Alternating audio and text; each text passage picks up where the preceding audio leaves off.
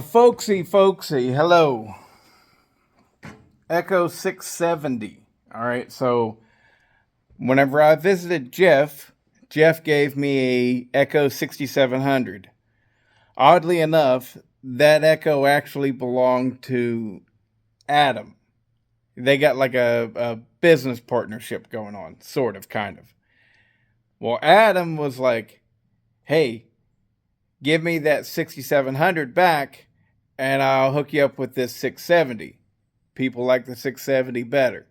So I said, okay. And so here it is. I have, now he gave me everything. Um, but I've split the cases, new bearings, new seals, new gasket, new piston, new cylinder, and it's all really cleaned up, So I've just finished up porting it, and the porting of it was, I, I, I mean, so I've learned a pretty good bit, and I have my own little style now that I go with, and it's working out really well for me.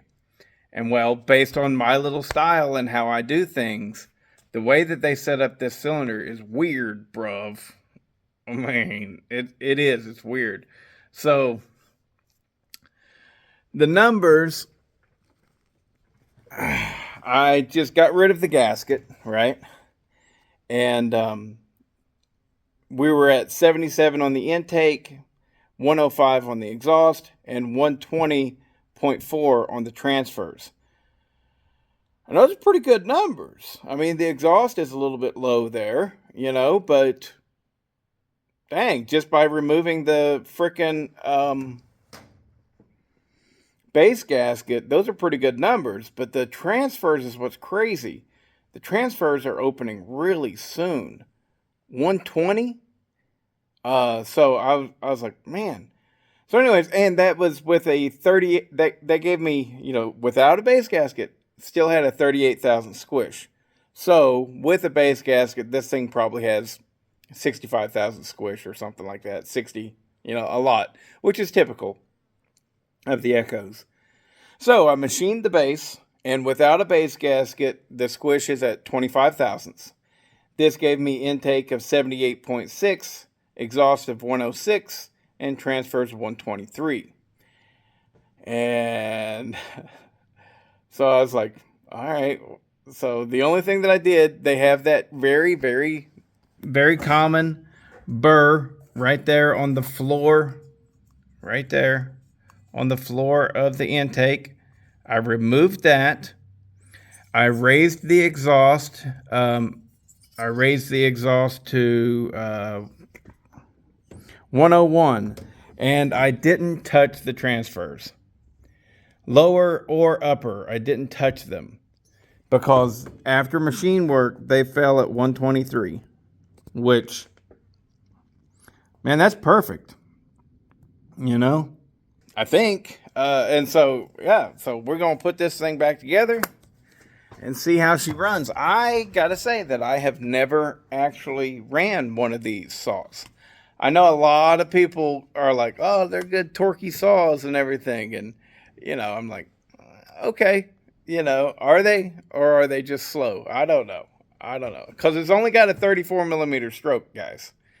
This has the exact bore and stroke measurements of 266 XP, 268, 268 XP. What else is there? The Johnson's Red 670. And now the Steel MS400. All of which, none of them are really known to be torquey saws. But yet, Echo puts out one that's totally torquey. My guess is, I don't know. And listen, though, look at me. I'm acting like I know something. I've never even ran one of these things. My guess is these things are just slow. And a lot of times, slow makes people think, oh, it's torquey. Nah, it's not torquey. It's just slow. Hey, maybe I'm wrong. Okay, I get it, but yeah, that's my guess is. My guess is it's just a slow, lazy saw that goes brrrr. I mean, how many times have you heard people talk about an XL12 home light or any of the old home lights being torquey? A lot. I've heard it said a lot. And you know what they're not? Torquey. They're not. They're just slow. And there's a difference between slow and torquey. Okay, so anyways, enough said about that. All right, so here we go. I fired it up. Sounds good. Feels good. This will be the first time putting it in the wood. Got a tune on it a little bit, I'm sure. Here we go.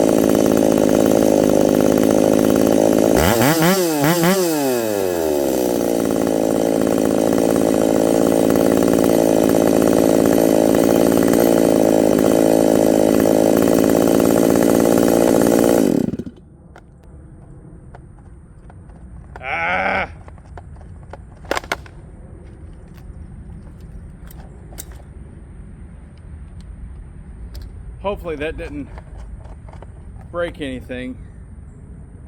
Hopefully the pawls are just stuck, you know, but anyways, I kind of expected issues with that.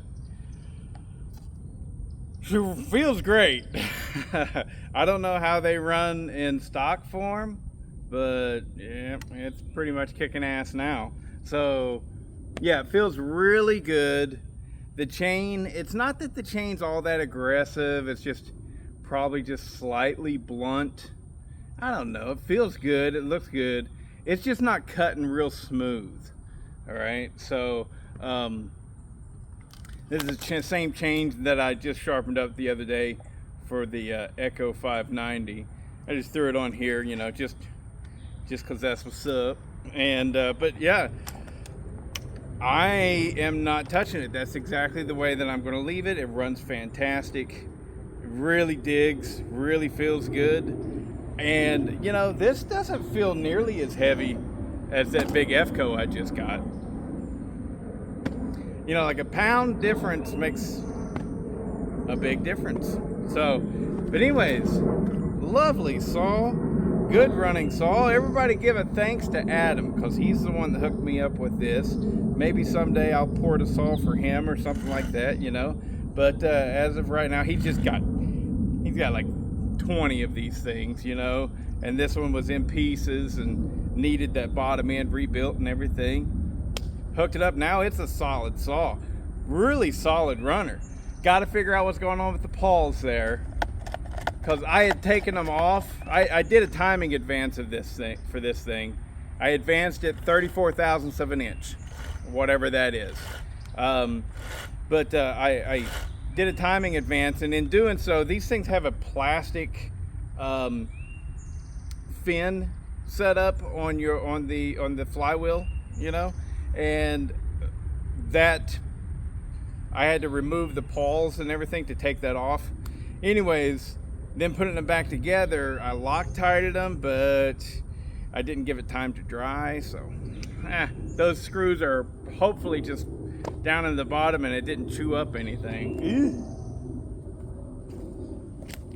But yeah, I like it. That's a cool saw.